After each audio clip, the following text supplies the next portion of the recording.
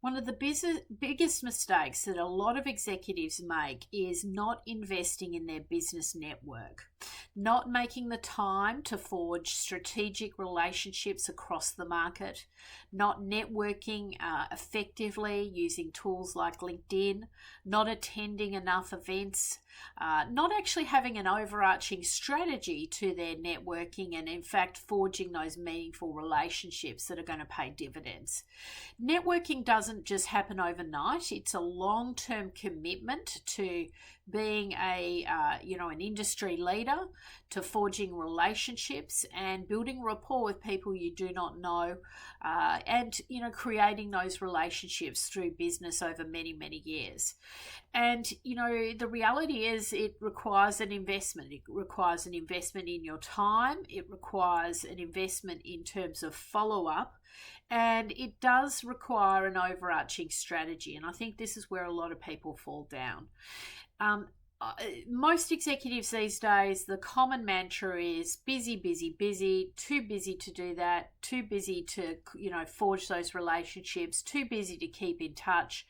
And the reality is that when you go and need your network to help, particularly when you're trying to execute a career move, the kudos is not there. The relationships are not in place. People haven't forged, for example, relationships with the top corporate headhunters, which can take many months, if not years, to forge. The relationships might not be outside of their industry, which may be crucial if you need to do an industry change. The relationships might not even be in your own friend circle because you haven't taken the time to keep in touch with people, and you've allowed yourself to become so busy that you just focus on doing the bare basics.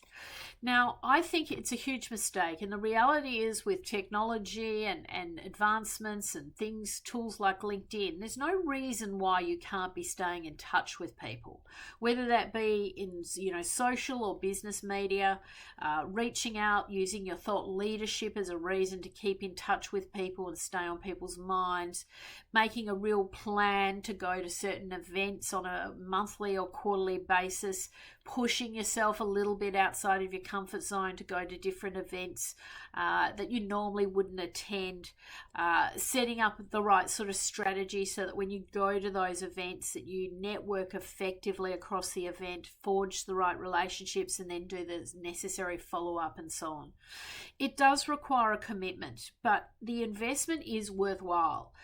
Over the years, I have made a lot of investment in strategic networking. I have a powerful business network. I regularly touch base with the key people in my network, and it comes back in kind. As a result, I get referrals of business. I get information sent to me. I get invitations sent to me. Every week, there wouldn't be a week that doesn't go past where I don't get at least 10 invitations to events, that I don't get invited into some of the most powerful and influential boardroom table conversations. That is an incredible honor, but it's come about through years and years of business networking and delivering results. So think about what your networking strategy is today. Think about whether your networking is delivering the results that you want. Think about where your circle of influence lies, and think about where you want to be. And I know quite a few years ago, about 10 years ago, I made this strategic decision that I did want to be more in contact with the board level. So needed to be connecting more in with chairs and non-execs. I needed to be socializing with them. I needed to be in the right circles for that to happen naturally. I needed to be doing the right type of events to come into contact with those people. And, a lot of people these days, are prepared to sort of, try and reach out to people from a cold start, but not thinking about the power of the introductions that can happen to forge those relationships with the right people. So you've got to think about your networks in terms of the clubs where people network socially and in a business context. You need to think about that circle of influence and who can introduce you to who, and who would, start to benefit from being introduced to you, and what you actually bring to that table. Very, very important thoughts to get right, and it does not just happen overnight, and it does not just happen ad hoc.